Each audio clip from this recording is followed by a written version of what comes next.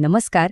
कधीतरी आपल्यासोबत असं झालंय का की आपल्याला वाटतं अरे कुणीतरी फक्त आपलं ऐकून घ्यावं, कुठलाही सल्ला नको, काही नको, फक्त ऐकावं.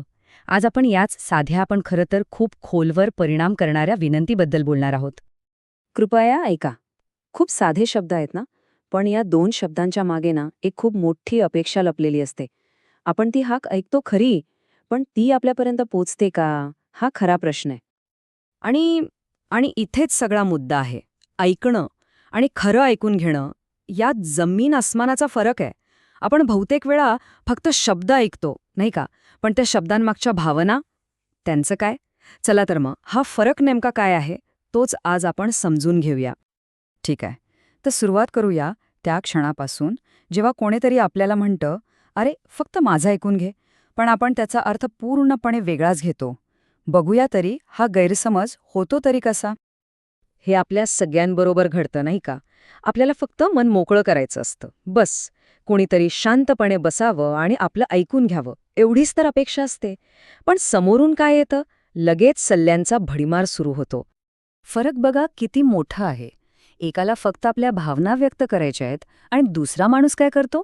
तो त्या भावनांनाच चूक ठरवायला निघतो. तुला असं का वाटायला पाहिजे? या प्रश्नापेक्षा कधी-कधी "हो, मला समजतंय" हे एक वाक्य खूप महत्वाचं ठरतं, नाही का? आता हे मान्य आहे की आपला हेतू चांगला असतो. आपल्याला खरंच मदत करायची असते. पण गंमत बघा, कधीकधी हीच मदत किंवा समोरच्याला सुधारण्याचा प्रयत्न उलट त्रासदायक ठरू शकतो. बघूया हे कसं घडतं? हे वाक्य बघा, खरंच विचार करायला लावणारं आहे. जेव्हा आपण कुणाची समस्या पटकन सोडवायला जातो ना, तेव्हा आपण नकळतपणे त्यांना काय सांगत असतो माहितीये? की "हे बघ, हे तुला नाही जमणार, मी करून देतो."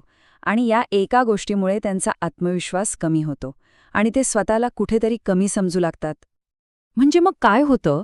या न मागता दिलेल्या सल्ल्याने पहिलं म्हणजे भावना तर दुखावतातच, पण त्याहीपेक्षा महत्त्वाचं म्हणजे मनात एक भीती तयार होते. एक अपुरेपणाची भावना येते आणि आपण नकळतपणे समोरच्या व्यक्तीला असहाय्य, हेल्पलेस ठरून टाकतो.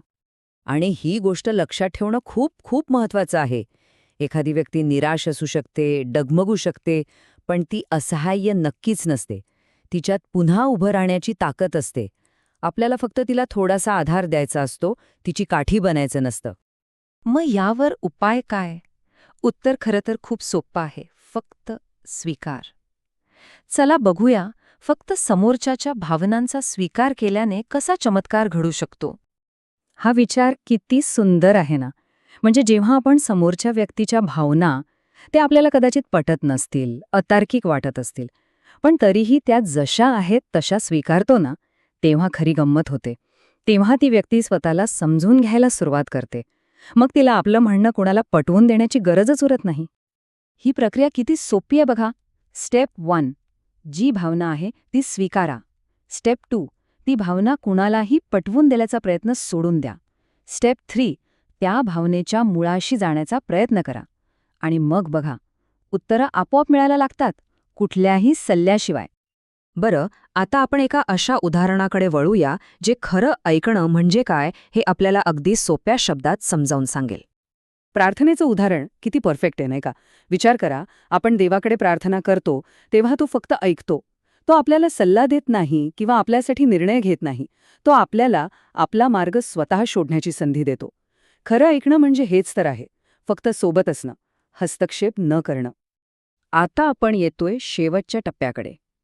ज्या व्यक्तीला हे सगळं उमगलं आहे, तिच्या वागण्या, बोलण्यात आणि महत्वाचं म्हणजे ऐकण्यात काय बदल होतो ते बघूया. आणि मग हा सुंदर बदल घडतो.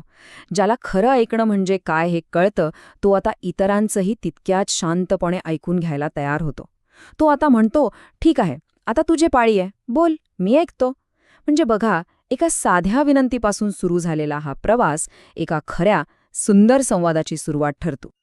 आणि जाता जाता एक प्रश्न आपल्या सगळ्यांसाठी. थोडा आठवून बघा बरं, आपण शेवटचं कधी कोणाचं खरंच फक्त ऐकून घेतलं होतं. कोणताही सल्ला न देता, आपलं मत मध्ये न घालता, फक्त आणि फक्त ऐकून? विचार नक्की करा.